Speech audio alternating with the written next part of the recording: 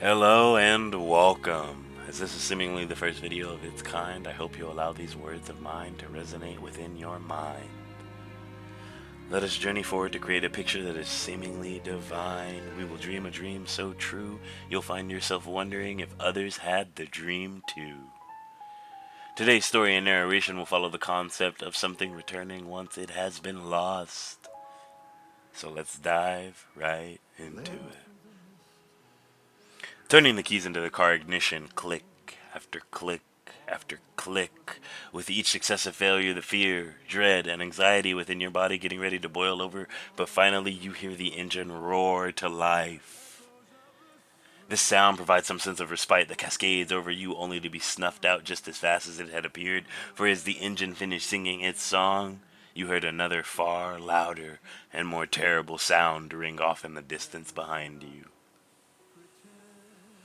You find yourself in a panic while throwing the car into reverse and stomping on the gas. You think, what the hell was that thing? Then spinning the wheel to turn you properly aligned with the road, after which you throw the control into drive and proceed to speed down the road. The panic begins to creep in. Thinking of everything that happened, and how just hours before everyone, you shake your head in an attempt to clear your mind and focus on the current task at hand, when suddenly every muscle in your body strains tight. At first, it sounded far, faint, and way more distant. But now there was no mistaking it. Something big was moving rapidly, but the most alarming thing about it was that it was surely sounded as if it was gaining on you despite you having your foot all the way down on the gas. The dread begins to set in. You begin thinking the nearest town is about 50 minutes drive out, but to get back to where you and everyone had been staying, it was at least a 5 hours drive. What are you gonna do? How do you explain this? Whatever that thing was, it did it so quickly, there was no time, you couldn't even act, it grabbed your... Will you even be able to make it to the nearest town? The thought rings loudly in your head, interrupting anything beforehand as the thumping has only gotten closer and louder, each stomp filling you with terror. The unending blackness of the light that was only being directionally illuminated by the headlights was hiding whatever it was that was out there. The thump sounded so loud that it was hard to pinpoint which way the exact sound was coming from or how close it was. Clenching the wheel with your eyes on the road as you finally navigated out of the hardest winding part, and it's just a straight, you hold your breath as you realize the thumping begins to get louder and louder and louder until suddenly it stops. You reach the next town without any instance or trace of that beast. No sound, no sighting. Whatever it was you had seen, but you don't stop. You speed right through it. Something in your soul tells you you'll get no help here. So after driving for 2 hours without incident, you find yourself needing to grab gas, which causes you to think of earlier in the day when your partner and your group discussed it. This leads to regret, which forces you to realize that your partner is in fact gone. You'll now have to spend the rest of your life without them. Whatever that thing was, it got them, and it happened within seconds right in front of you. All you can remember is the look of horror on their face as their hand reached out for you while they were being snatched away. The helplessness. This thought causes a haunted expression on your face alongside your disheveled appearances, causes the local running the gas station to call the authorities on you, who then come to check on you, and when they get there, your distress, inability to properly describe what was going on because of the language barrier, and the alarming amount of blood on you escalates it into them taking you to the station and detaining you for the night. The station was damp and the holding cell dreary, its only decoration being the bench and the leak inside the corner. The guards didn't speak to you much, and the only thing the guards said that you could understand was speaker and mourning. They took your clothes and everything you had on you as well, collecting and searching your car, which didn't help the overall look, seeing as how a bunch of wallets and a few keys were inside of your car. And the night was long, every drop that fell reminding you of the thumping that had been pursuing you, made it so your sanity was just ebbed away. What felt like an eternity passed by until you hear a voice in English asking you to explain what happened through the bars. You request a map of anything within a 4 hours drive of this place and proceed to tell your story. 3 days. You're in holding for what you come to find out is 3 days. They investigated and looked into what you said. They found bodies and proof of a big animal attack, but refused to elaborate or corroborate of any of the information with your story. Then they just let you go. The only thing of note was that they then provided you with new clothes and refused to give back any of the wallets, IDs, and keys that had been inside of your car. You note, though, that they didn't take the hotel keys, which is good, as you still had a few days left on the stay. They then escort you to your hotel and leave you alone, advising that you should return home after having such a traumatic incident occur. Upon closing the door to the hotel, the grief washes over you like a tornado.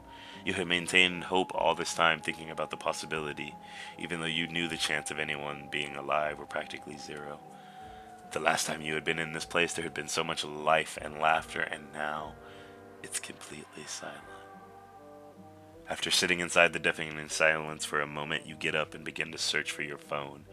You haven't a clue where to begin. You're still having trouble processing it. You can't even draft the text. Your hands are trembling too badly, so you decide to attempt a call, but before you could hit the dial, you freeze. Standing there within silence, you begin to recall the faces of all the people who you passed when you first arrived, the looks of worry and concern that had been on all of them, the strange behavior of the ones that had tried to discourage you and your friends from going on the evening hike and climb. The man who had said, "Creature danger is here," angrily. You clench your fist. They all knew and none of them conveyed the gravity of this situation. This is why you felt you would get no help there.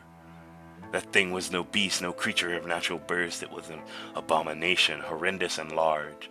Terror incarnate is the best way you could describe it. You'll never forget it the moments before disaster. After all, it was you who had been observing the strange-looking squirrel who had been following your group for quite some time. You witnessed it take place and hang peculiarly like a possum, as everyone else was witnessing the beautiful last traces of the sunset lying down in the sky. You also witnessed it start to shift, bubble, morph. But as it did, you'll never forget that chill as the whole area went completely still. The forest, which had been full of life from the breeze that had soared through the trees to the chatter of the birds and the running of the herds, it was silent, more silent than it had ever felt. And as that thing changed and grew, your friends none the wiser until you began to shout in dismay that they needed to run, were confused. But you already knew, something in your being already understood, you were all going to die. Which is why you were confused and frustrated about how you ended up in the situation you're currently in. You decided the next best course of action was to get some rest and then get home, so you do just that. The trip home was solemn. In fact, it felt like a blur, just because there was nothing of pleasantry or note about it, yet something just felt off. Upon getting back home, the deafening silence finds you once more. As this time you've stepped through the door without your partner and you merely have an animal companion that's happily greeting you while cheerily looking around for their favorite person. Finally, you've worked up the courage to message your in-laws letting them know you are simply back from the trip and at the house. They begin to call instantly. It's a video chat and at first you hesitate, moving your thumb towards the button intending to decline, but then you decide to answer it in the last second. And the first thing you hear from them is describing how they were told some ridiculous story about their child being ripped apart and murdered. And before you could interrupt them, they then begin to explain that only to then have their child come home the next day. This completely catches you off guard. You aren't even able to mutter any words or finish any sentences as you stand there, trying to think about the sentence that they just spoke. Before you could finally muster up what you need to speak, something grabs the phone, and it appears to be your partner asking when you'll be arriving because they are rather hungry and would love to eat.